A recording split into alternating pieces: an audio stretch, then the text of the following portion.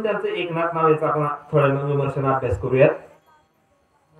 आता तसं पाहायला गेलो तर लक्ष्मी माता आणि सरस्वती माता एका ठिकाणी कधीही नांदत नाही. बोलायचं कीर्तनात बोलायचं, आणून धरून आणून बसल्यावर बसायचं. हा द्या की उत्तर, बोला की.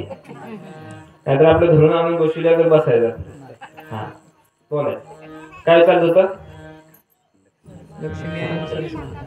हुशार आहे म्हणजे काय गावात कीर्तन म्हणतात. लक्ष्मी माता आणि सरस्वती माता एका ठिकाणी कधीही नांदत नाही. परंतु का नांदत नाही त्याचा विचार केलाय का आपण? नाही. सरस्वती माता लक्ष्मी मातेला एकदा अगदी विचारते, अगं लक्ष्मी, जिथं जिथं मी असते तिथं तिथं तू का नांदत नाहीस किंवा तिथं तू का राहतात? ते थोडक्यात जरा सांगतो, आपल्यात कोण असेल तर वाईट वाटून घेऊ नका. मारवाड्याच्या कुरवाड्याच्या घरात लक्ष्मी असते आणि ब्राह्मणांच्या घरी सरस्वती असते, परंतु लक्ष्मी नसते. डोळ्यासमोर उदाहरण.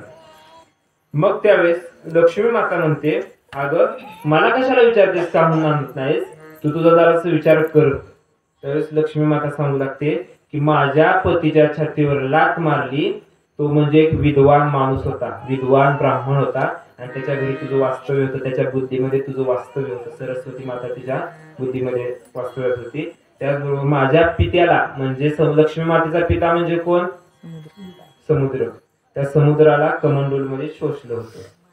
शोषलं म्हणजे काय? एवढा मोठा अथांग असणारा समुद्र त्या कमंडलू मध्ये आकुंचन म्हणजे अगदी थोडक्यात स्वरूपात केला होता आणि करणारा तो सुद्धा एक विद्वान पंडित होता. म्हणजे त्या ठिकाणी सरस्वती नांदत होती. हा राग आहे म्हणून मी नांदत नाही. आणि ह्या दोघी न नांदणाऱ्या ह्या दोघींना एकत्र नांदवण्याचं काम कोणी केलं तर संत एकनाथ महाराजांनी केलं.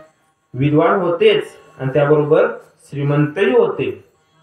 आता एकनाथ म्हणजे बघा, आता जगन्नाथ, आपण जगन्नाथ या शब्दाचा अभ्यास करूया. जगन्नाथ म्हणजे काय? जगन्नाथस्य इति सुभाषितकार सांगतात की जगन्नाथ म्हणजे काय? जगाचा पालन पोषण करता, जगाला सांभाळणारा, जगाचं संरक्षण करणारा म्हणजे जगन्नाथ. जगन्नाथस्य इति म्हणजे जगन्नाथ. मग आता एकनाथ म्हणजे काय तर त्या पुढे जाऊन सांगतो की या जगाच्या नाथाला सुद्धा एक नाथ आहे, तो म्हणजे एकनाथ. का?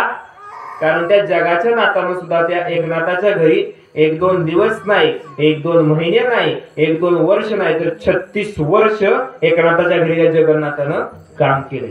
कावडीने पाणीच्या घरी चक्र पाणी वाहे, अनन्य भक्ती भावीने वंदिताचे पाय.